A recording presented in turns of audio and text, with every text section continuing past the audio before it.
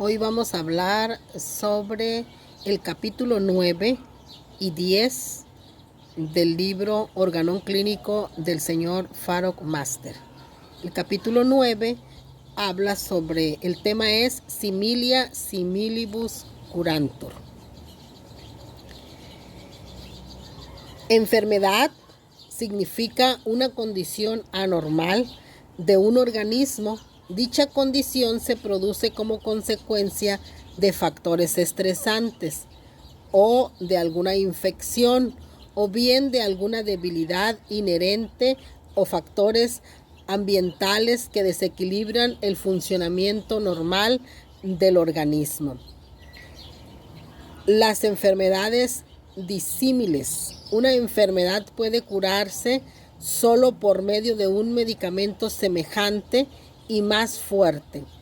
La medicina solo puede curar por su poder de producir una enfermedad artificial más fuerte pero semejante en el organismo. Si dos enfermedades desemejantes se encuentran juntos en el ser humano y son igual de fuertes, o la más antigua es más fuerte, entonces esta alejará la nueva enfermedad del organismo, según el parágrafo 36. O la enfermedad nueva de semejante es la más fuerte y entonces, en este caso, la enfermedad con la cual el paciente vivía primitivamente, siendo la más débil, será detenida y suspendida por la aparición de la más fuerte, hasta que ésta recorra su curso o sea curada. Entonces la antigua reaparece sin curarse, según el parágrafo 38. Por lo tanto, las siguientes reacciones toman lugar cuando dos enfermedades desemejantes se encuentran juntas en un mismo organismo. Número 1. La enfermedad más fuerte repele a la más débil. Número 2. La nueva enfermedad suspende a la antigua. Número 3. Se forma una enfermedad compleja. Número 4. La enfermedad más fuerte repele a la enfermedad más débil. Si dos enfermedades naturales desemejantes se presentan en el cuerpo y la nueva es más fuerte que la antigua, entonces la fuerte y nueva suspenderá la existencia de la otra hasta completar su propio curso. Durante el curso de esta enfermedad nueva y fuerte, la anterior casi desaparecerá, pero después de que la nueva enfermedad complete su curso, la enfermedad antigua volverá más virulenta y más fatal. Esto demuestra que una enfermedad natural desemejante no puede curar completamente otra enfermedad natural. La medicina con síntomas desemejantes a la enfermedad solo pueden suprimir la enfermedad, debilitar al paciente, pero no pueden curarlo.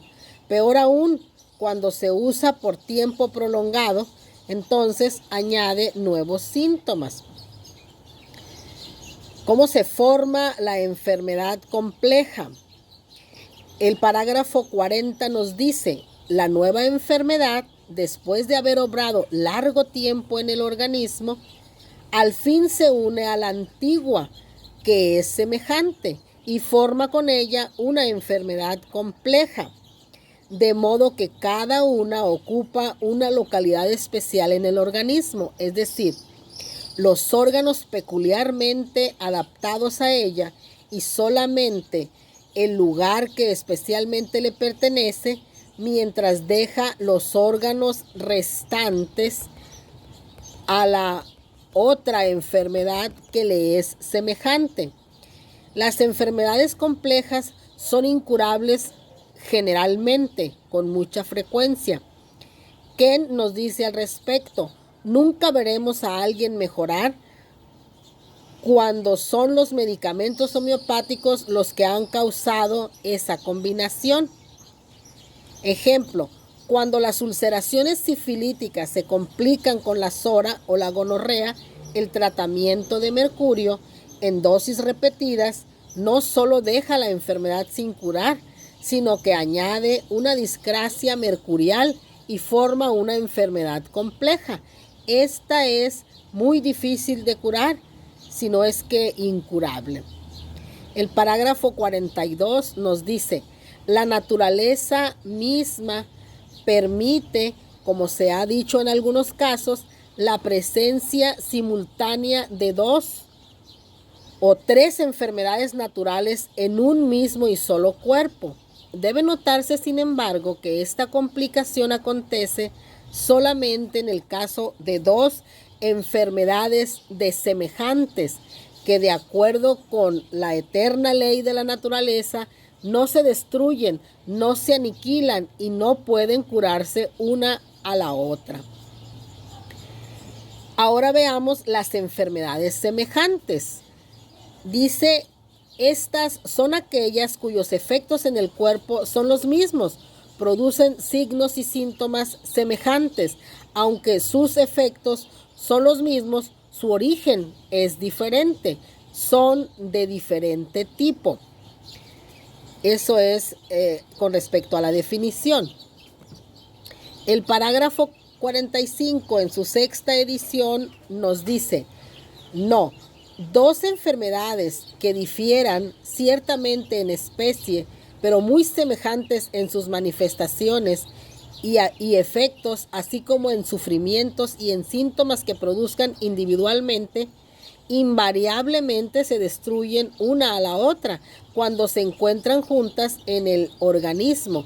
Es decir, la más fuerte destruye a la más débil, por la sencilla razón de que el poder morbífico más fuerte, cuando invade el organismo debido a su similitud de acción, ataca precisamente las mismas partes que previamente había afectado la irritación morbífica más débil, que por consiguiente, no pudiendo obrar por más tiempo en ella, pues se extingue.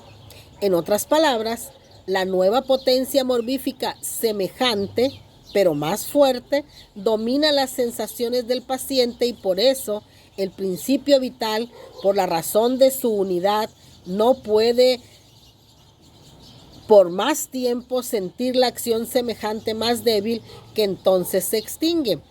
El medicamento se utiliza para crear una enfermedad artificial semejante y más fuerte, para curar una enfermedad natural de una manera segura, rápida y permanente. Un medicamento puede curar si es capaz de producir una enfermedad semejante. La enfermedad solo puede curarse por un medicamento que sea semejante y al mismo tiempo más fuerte. Ahora hablemos sobre el capítulo 10, que habla sobre la sintomatología. Ese es su tema. Hahnemann define el síntoma como un cuadro externo que refleja la esencia interna de la enfermedad, esto es, de la afección de la fuerza vital. Síntomas guía. Hahnemann llama la atención de los síntomas peculiares, singulares y un poco comunes de un caso de enfermedad. Los síntomas que se vuelven característicos por sus condiciones de agravación o mejoría, sus concomitantes o su localidad. Síntomas completos. Bueninghausen no considera un síntoma completo si no tenía una localización, una sensación, una modificación y concomitantes. La localización se refiere al área o esfera en la cual se centra el trastorno, así como las regiones en las que puede actuar un medicamento. Las sensaciones representan las sensaciones subjetivas, los padecimientos, los tipos de dolor que experimenta una persona, ya sea como paciente o bien como experimentador. Las modificaciones se refiere a esas condiciones en las que cambian los síntomas para bien o para mal, es decir, cuando hablamos de mejorías o agravaciones. Los concomitantes son los síntomas acompañantes que parecen no tener relación alguna con la localización, con las sensaciones y las modificaciones hasta que se aparecen en el paciente al mismo tiempo. Los síntomas concomitantes son síntomas que aparecen antes, durante o después del padecimiento principal y no tienen una relación patofisiológica con él, es decir, comparten la relación del tiempo con el padecimiento principal, pero no se relacionan con el proceso de la enfermedad. El significado de la palabra concomitante quiere decir acompañante. Debe acompañar a la condición de la enfermedad principal. Eso es lo que nos establece con respecto a la concomitancia. Los keynote, por otro lado, son rasgos característicos de un medicamento. En efecto, son los síntomas, las características y modalidades mejor conocidas por dicho remedio.